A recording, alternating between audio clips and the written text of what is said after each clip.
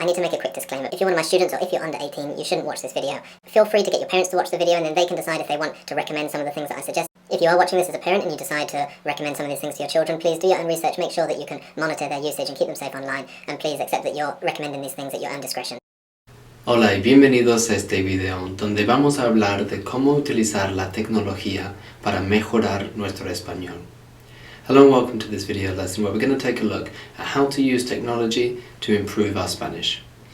There's really never been a better time to learn a foreign language because in the past people would maybe spend years studying from books and not hearing the language, not having any idea really how native people would speak the language, and then maybe never even meeting someone who speaks the foreign language for years and years and years, and then finally meeting them and maybe knowing that they can read this text in French or in Spanish or in German, but have no idea how to have a conversation. And then after that there are these records, these vinyls that some of you are probably familiar with different sort of language conversation courses and things like that. But you'd have to get access to these, you'd have to pay a lot of money for them, you'd have to have a record player. Now of course these records, these vinyls kind of developed into CDs and became a bit more accessible perhaps, but still, you know, to get home from school or get home from work and think, okay, tonight I'm going to put this French or the Spanish CD into a CD player and I'm going to get out the book that goes with it and I'm going to start chapter 1 and I'm going to study for an hour. That's not the most efficient way to learn. With the technology we've got now, you can be stood at the bus stop for 5 minutes, and in those 5 minutes you could be scrolling through Facebook or TikTok or Snapchat or Instagram or whatever it may be, and you could be learning some new words, you could be practicing, you could be hearing words that you learned yesterday and getting them into your long-term memory. Then you could get on the bus, and on the bus you might listen to some music in your target language, so you might listen to some Spanish or Latin American music. Technology allows us to be really efficient learners because we can make the most of those small moments that are scattered throughout the day. So we're going to look at things you can do on the go, things you can do when it's convenient for you, so that you can make sure you're doing a little bit every day towards your learning goals.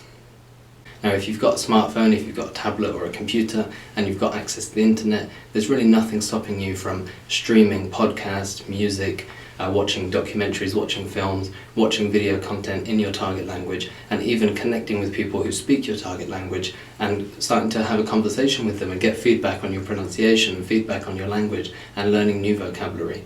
There's really so much available, and you know, far more than I could put into one single video, but in this video I'm just going to focus on some simple things, some simple platforms that I recommend, whether you're coming from absolute zero, no foreign language skills, to you're ready to kind of speak with someone who speaks that language and start practicing your conversation skills. So that's what you're going to learn from this video. Now the first app and website I'd like to recommend is Duolingo, which is free. You can get it on iPhone, you can get it on Android, you can just use the website as well, duolingo.com. You can set up an account right away, you can pick one of loads of different languages they offer. So check it out, it's free, it's probably the best way to just get started with a language. If you've never learned a language before, it's really well designed so that it kind of keeps you engaged. Like I've said, it's free, which is probably the biggest benefit of it, the biggest advantage. It's also fun, so it's designed in a way that's gamified. It sort of turns language learning into a game. You can get points, you can buy things with your points. There are lots of leagues where you can compete against other people. It's really good for acquisition of new vocabulary, and it tends to feature very high frequency, useful vocabulary, and you get to see it in context a lot. It's also good for drilling the grammar, and it does this. Some people don't like Duolingo because it has lots of weird phrases. It might say like, the bear sat on a chair, but the reason is it helps you to drill different grammar structures, and that's what some people don't realise, and it's actually really effective at doing that. They did actually recently write an article about why they use silly sentences to help drill grammar. It's also got a stories function, so in lots of the languages, definitely in French, Spanish, German, some of the main ones, you can read stories in the foreign language and then answer a series of questions about them. So that's something that can be quite nice sometimes, instead of doing actual lessons on there, just to read a story. And they've also got podcasts. I think you can listen to them online, you can listen to them on Spotify for French and Spanish. So when you get to a sort of intermediate level, that can be a really good thing that you can use from the Duolingo platform. And finally, they also have community forums. On some of the questions, you might think, oh, that's a bit weird, why is it like this and not like this?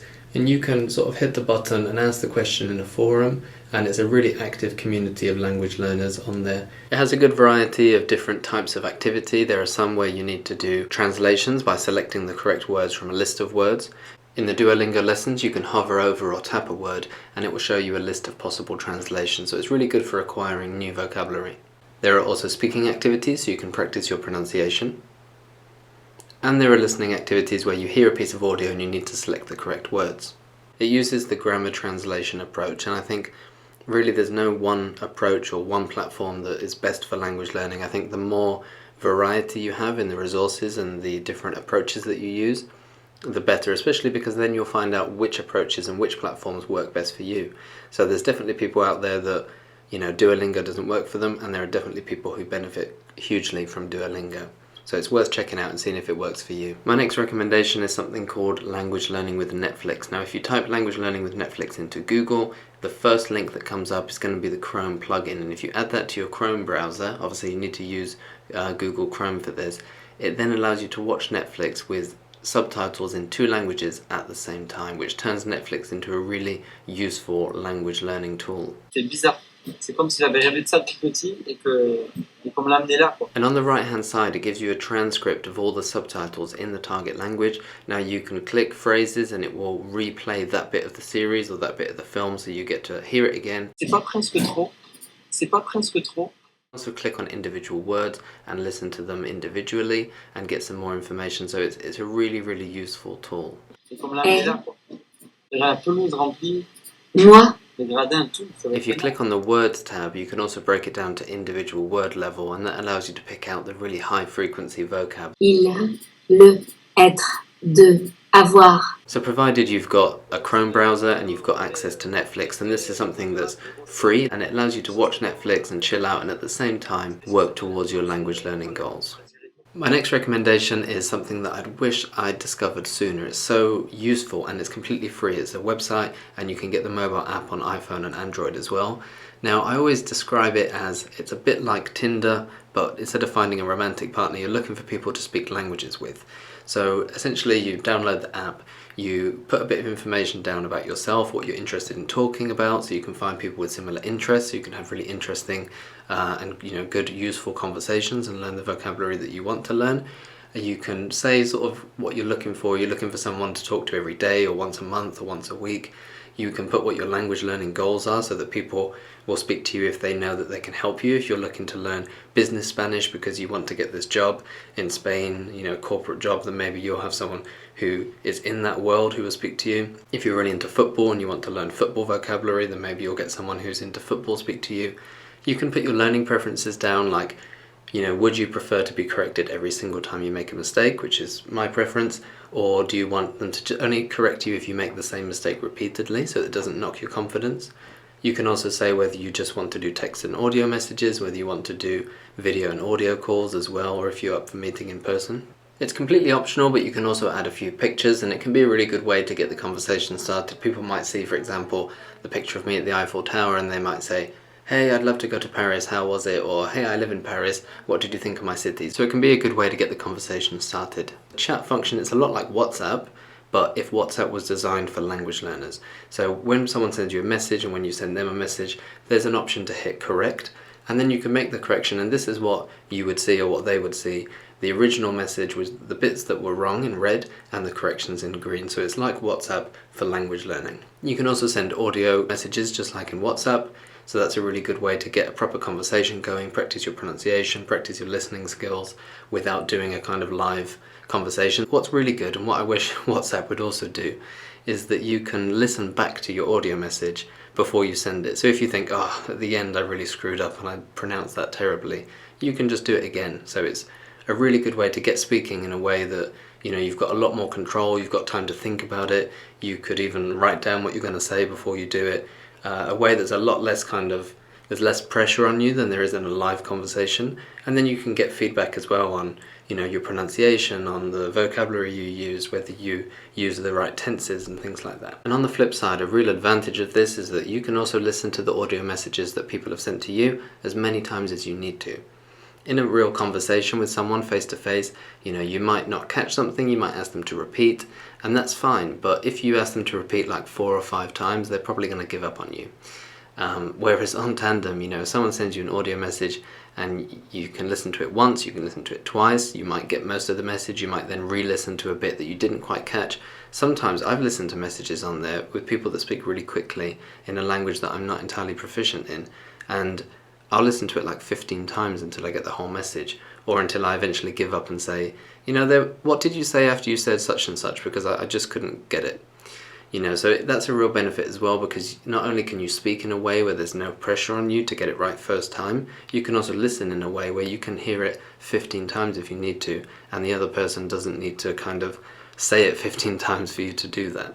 And then finally, once you've been speaking to someone for a certain amount of time, it pops up for you to give a reference, and that's a really good way to, you know, leave a reference on their profile, which helps other people to see that they're respectful, that they're a real person, that they are who they say they are, you know, that they're patient with you, that they're going to help you with your language learning. So it's a really good feature because you can, you know, find people that speak the language you want to learn or the language you want to practice, and you can have a look at their profile, have a look at their references, and make sure that, you know, this person is who they say they are, and that they're going to be the sort of person that you want to connect with, so that you can have a really meaningful and mutually beneficial exchange. Now, if you're watching this as a parent or you're considering recommending Tandem to someone who's under 18, the minimum user age is 14 years old, and actually if you set up an account, regardless of your age, you'll need to put in your date of birth, and if you are under 18, it will only show you other users who are under 18. So that's one really good feature it has to protect younger users and to make sure that they're going to connect with other people of a similar age. Now, the only problem with this, like with most things online and most social networks, is that you could lie about your date of birth when you set up an account. So it's possible for someone to say that they're younger in order to access younger users. So that's why, you know, if you're going to recommend this, please, you know, make sure that your child can use this safely and monitor or even supervise their use of Tandem if possible. Next up is a really quick, simple and easy technology top tip, which is to go into the settings on your phone and to change your phone language to your target language. Now, I recommend you only do this once you've already got a good sense of how to navigate your phone so that it doesn't confuse you. That means that, you know, once you know where messages are, then if you change your phone language to Spanish, instead of seeing the word messages, you're going to see mensajes, which might be a new word for you. When you go into your emails and you're sending an email, instead of it saying send, that button's going to say enviar or mandar, so it can be a new verb for you. When you check the weather, instead of it saying 80% chance of rain, it might say 80% chance de lluvia. So you can learn lots of new vocabulary in the different applications on your phone, and because people tend to check their phones quite a lot through the day, it's making sure that whatever you're doing in your day-to-day life, you're getting some contact every day with your target language, so it gives you a bit more of immersion in the language. Another thing you can do in your phone settings is to add your target language or target languages to the keyboard settings. So you can switch between different language keyboards. That will give you some of your special characters like the ñ in Spanish, the N with a squiggle over it, or some of the characters that have umlauts in German. It will also then give you your predictive text. If you've got that activated, it will pick up on your spelling mistakes and, you know, suggest the correct spelling if you've got that activated. It's really useful. It can be really easy as well to put accents on things. And if you're using some of these platforms like Duolingo and Tandem, then it makes writing in the target language so much easier because you've got the spelling suggestions and corrections, you've got the right keyboard and the characters and the accents, and it's just another key way, a really easy way to set up your phone to make it the best tool possible for language learning. Before you go, I'm just going to quickly explain how to make the most of using Spanish with James. If you head over to the main channel, you'll find on the landing page that there are lots of different sections. There's a section for beginner Spanish with all of the beginners level videos, there's one for intermediate Spanish, advanced Spanish, and there's one for poetry as well. So it's all nicely organised so that you can find the videos that are right for you at where you're at on your Spanish journey. And again, if you haven't already done so, it'd mean a lot if you just very gently click that subscribe button. And that brings us to the end of the video. Muchísimas gracias por ver este video y espero que te vaya muy bien con el español.